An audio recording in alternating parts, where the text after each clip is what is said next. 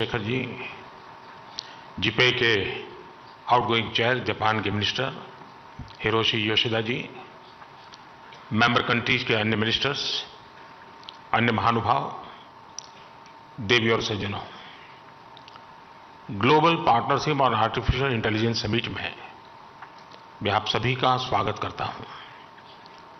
मुझे खुशी है कि अगले साल भारत इस समिट की अध्यक्षता करने जा रहा है। यह समिट एक ऐसे समय हो रही है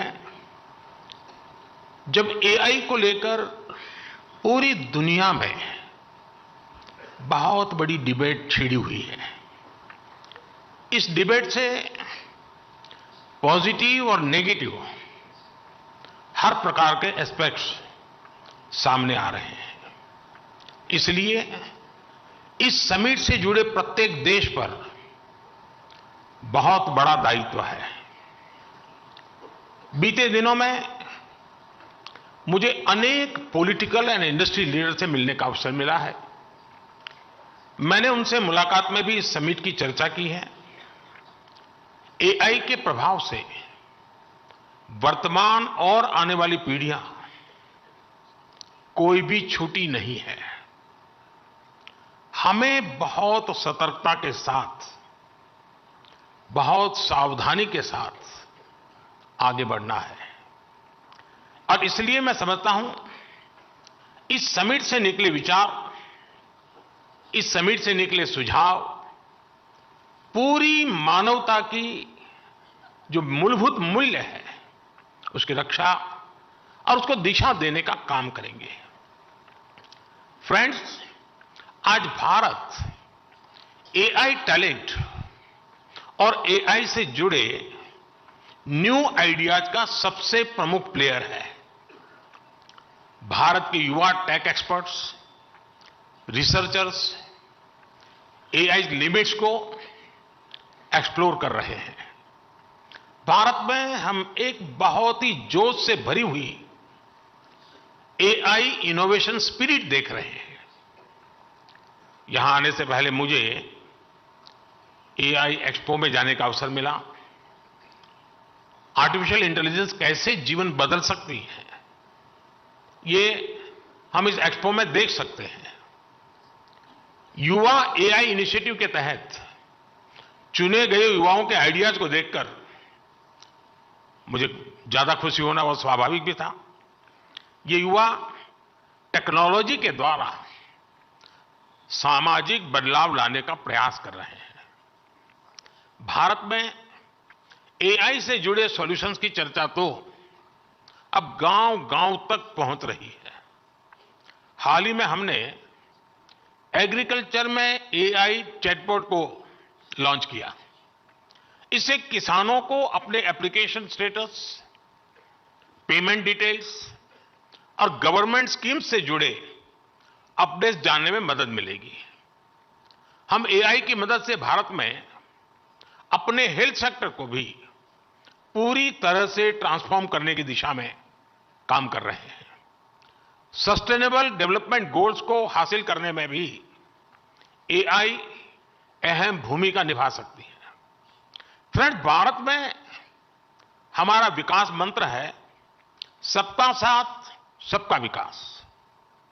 हमने एआई फॉर ऑल की भावना से प्रेरित होकर सरकार की नीतियां और प्रोग्राम तैयार किए हैं। हमारा प्रयास है कि हम सोशल डेवलपमेंट और इंक्लूसिव ग्रोथ के लिए एआई की क्षमताओं का पूरा फायदा उठा सकें। भारत एआई के रिस्पॉन्सिबल और एथिकल यूज के लिए भी पूरी तरह कमिटेड है। हमने national programme on artificial intelligence शुरू किया है। हम भारत में एआई मिशन भी लॉन्च करने जा रहे हैं। इस मिशन का लक्ष्य भारत में एआई कंप्यूट पावर की पर्याप्त क्षमता स्थापित करना है। इससे भारत के स्टार्टअप्स और इनोवेटर्स को और बेहतर सुविधाएं मिलेगी। इस मिशन के तहत एग्रीकल्चर, हेल्थ केयर, एजुकेशन जैसे सेक्टर्स में एआई एप्लीकेशंस को प्रमोट किया जाएगा। अपने इंडस्ट्रियल ट्रेनिंग इंस्टीट्यूट के माध्यम से एआई स्किल्स को टियर 2 और टियर 3 शहरों तक पहुंचा रहे हैं। हमारे पास नेशनल एआई पोर्टल है जो देश में आर्टिफिशियल इंटेलिजेंस इनिशिएटिव को बढ़ावा देता है। आपने ऐरावत इनिशिएटिव के बारे में भी सुना होगा। इस कॉमन प्लेटफॉर्म का उपयोग बहुत जल्द सभी रिसर्च लैब, इंडस्ट्री और स्टार्टअप कर सकेंगे। फ्रेंड्स, एआई के साथ हम एक नए युग में प्रवेश कर रहे हैं। आर्टिफिशियल इंटेलिजेंस का विस्तार टेक्नोलॉजी के टूल से भी कहीं ज्यादा है। एआई हमारे नए भविष्य को गढ़ने का सबसे बड़ा आधार बन रही है। एआई की एक बहुत बड़ी ताकत है लोगों को कनेक्ट करने की उसकी क्षमता। एआई के सही इस्तेमाल से सिर्फ देश की आर्थिक प्रगति ही सुनिश्चित नहीं होती, बल्कि यह समानता और सामाजिक न्याय को भी पक्का करता है। इसलिए एआई को अपने भविष्य के लिए अलग प्रकार के एआई की भी जरूरत पड़ेगी। यानी एआई को ऑल इंक्लूसिव बनाना पड़ेगा, ऑल आइडियाज को अपनाना पड़ेगा। एआई की डेवलपमेंट जर्नी जितनी ज्यादा इंक्लूसिव होगी, उसके परिणाम भी उतने ही ज्यादा इंक्लूसिव आएंगे। हमने देखा है कि पिछली शताब्दी में टेक्नोलॉजी तक अनइक्वल एक्सेस की वजह से समाज में मौजूद असमानताएं और बढ़ गई थी। अब इस तरह की गलती से हमें पूरी मानवता को बचाना है। हम जानते हैं कि टेक्नोलॉजी के साथ जब डेमोक्रेटिक वैल्यूज जुड़ जाती हैं तो वो इंक्लूजन की दिशा में मल्टीप्लायर के तौर पर काम करती है। इसलिए आर्टिफिशियल इंटेलिजेंस के भविष्य की दिशा भी ह्यूमन वैल्यूज पर, डेमोक्रेटिक वैल्यूज पर पूरी तरह निर्भर करेगी। आर्टिफिशियल इंटेलिजेंस हमारी एफिशिएंसी को बढ़ाने में मदद कर सकता है, लेकिन यह हम पर है कि हम इमोशंस की भी जगह बनाए रखें। आर्टिफिशियल इंटेलिजेंस हमारी इफेक्टिवनेस को बढ़ा सकती है, लेकिन यह हम पर है कि हम अपने एथिक्स को भी बनाए रखें। इस दिशा में यह मंच विभिन्न देशों के बीच सहयोग बढ़ाने में मदद कर सकता है। फ्रेंड्स, किसी भी सिस्टम को सस्टेनेबल बनाने के लिए उसे ट्रांसफॉर्मेटिव, ट्रांसपेरेंट और ट्रस्टेड बनाना पड़ता है। इसमें कोई संदेह नहीं कि एआई ट्रांसफॉर्मेटिव तो है ही, लेकिन यह हम पर है कि हम इसे ज्यादा से ज्यादा ट्रांसपेरेंट बनाएं। अगर हम इस्तेमाल हो रहे डेटा और एल्गोरिदम को ट्रांसपेरेंट और फ्री फ्रॉम बायस बना सके तो एक अच्छी शुरुआत होगी। हमें दुनिया भर के लोगों को यह यकीन दिलाना होगा कि एआई उनके लाभ के लिए है, उनके भले के लिए है। हमें दुनिया के विभिन्न देशों को यह भी विश्वास दिलाना होगा कि इस टेक्नोलॉजी की विकास यात्रा में किसी को भी पीछे नहीं छोड़ा जाएगा। एआई पर ट्रस्ट तब बढ़ेगा जब एआई से जुड़े एथिकल, इकोनॉमिक और सोशल कंसर्न्स पर ध्यान दिया जाए। उदाहरण के लिए, अगर अपस्किलिंग और रीस्किलिंग एआई के ग्रोथ कर्व का हिस्सा बन जाए तो युवा ये भरोसा कर पाएंगे कि एआई उनके भविष्य की बेहतरी के लिए है। अगर डेटा की सुरक्षा पर ध्यान दिया जाए तो लोग यकीन कर पाएंगे कि एआई उनकी प्राइवेसी में दखल दिए बिना विकास को आगे बढ़ाएगा। अगर ग्लोबल साउथ को यह पता होगा कि एआई के विकास में उनकी भी बड़ी भूमिका होगी तो वो इसे भविष्य के एक रास्ते के रूप में स्वीकार कर पाएंगे। फ्रेंड्स, एआई के अनेक पॉजिटिव पहलू हैं, लेकिन इससे जुड़ी नेगेटिव बातें भी उतनी ही चिंता का विषय है।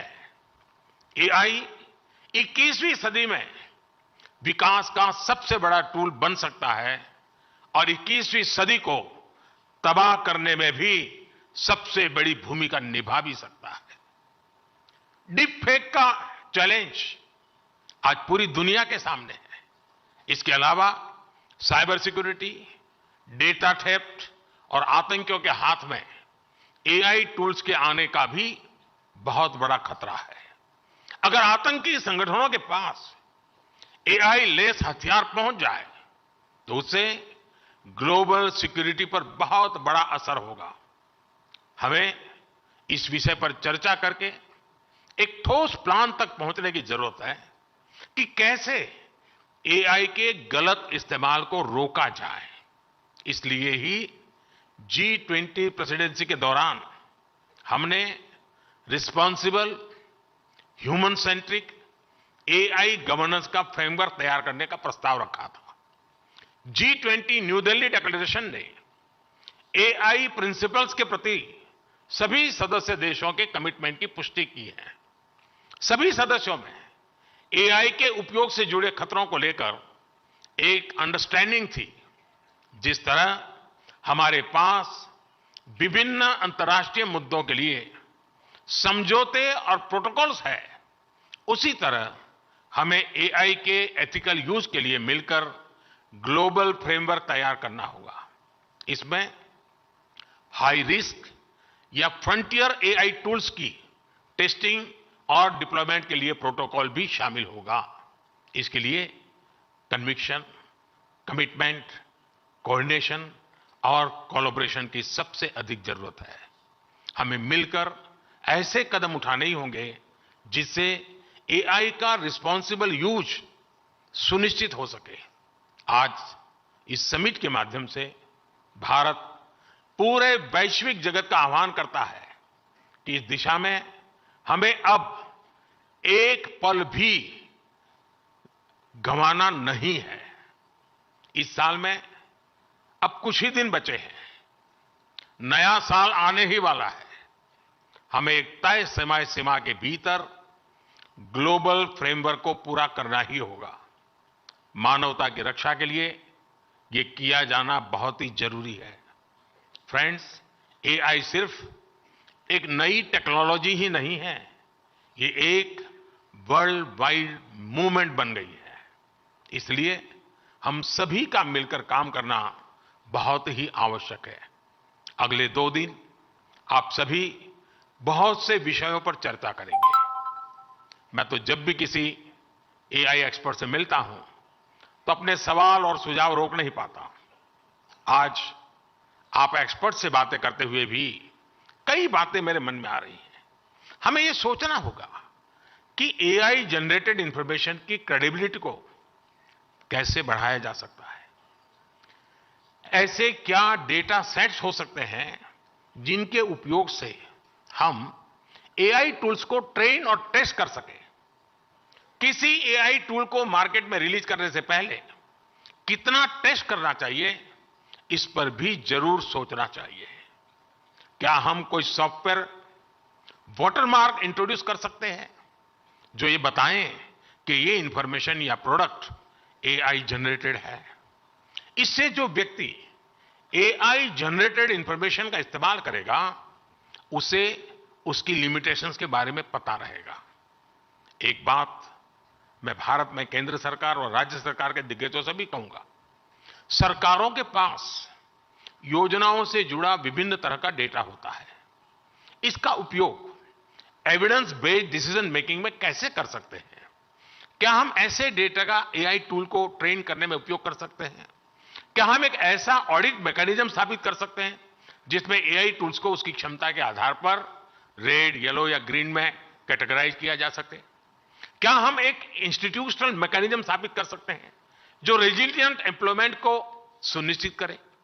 क्या हम standardised global AI education curriculum ला सकते हैं? क्या एआई ड्रिवन फ्यूचर के लिए लोगों को तैयार करने के स्टैंडर्ड तय कर सकते हैं? ऐसे अनेक सवालों पर सरकार से जुड़े लोग और आप सभी एक्सपर्ट्स जरूर विचार करें। फ्रेंड्स, आप जानते हैं कि भारत में सैकड़ों भाषाएं बोली जाती हैं, हजारों बोलियां हैं। डिजिटल इंक्लूजन को बढ़ाने के लिए एआई की मदद से स्थानीय भाषा में डिजिटल सर्विसेज कैसे उपलब्ध कराई जा सकती हैं, इस बारे में भी सोचें। जो भाषा अब नहीं बोली जाती, उसे एआई की मदद से कैसे रिवाइव किया जा सकता है, इस पर भी काम करें। संस्कृत भाषा का नॉलेज बेस और लिटरेचर बहुत समृद्ध है, उसे एआई की मदद से कैसे आगे बढ़ाया जा सकता है, इस पर भी सोचें। एआई की मदद से वैदिक मैथमेटिक्स के मिसिंग वॉल्यूम्स को क्या फिर से जोड़ा जा सकता है, इस बारे में भी प्रयास किया जाना चाहिए। फ्रेंड्स, मुझे विश्वास है कि ये समिट आइडियाज एक्सचेंज करने का बेहतरीन अवसर उपलब्ध कराएगी। मैं चाहता हूं कि इस समिट में शामिल होने वाले हर डेलीगेट के लिए एक ग्रेट लर्निंग एक्सपीरियंस साबित हो। अगले 2 दिनों तक आप एआई के विभिन्न पहलू पर गहनता से विचार विमर्श करेंगे। मुझे आशा है कि हमारे पास स्पेसिफिक आउटकम्स होंगे। इन पर अमल करके हम एक रिस्पॉन्सिबल और सस्टेनेबल फ्यूचर के निर्माण का रास्ता जरूर सशक्त करेंगे। आप सभी को मेरी बहुत बहुत शुभकामनाएं हैं। बहुत बहुत धन्यवाद। नमस्कार।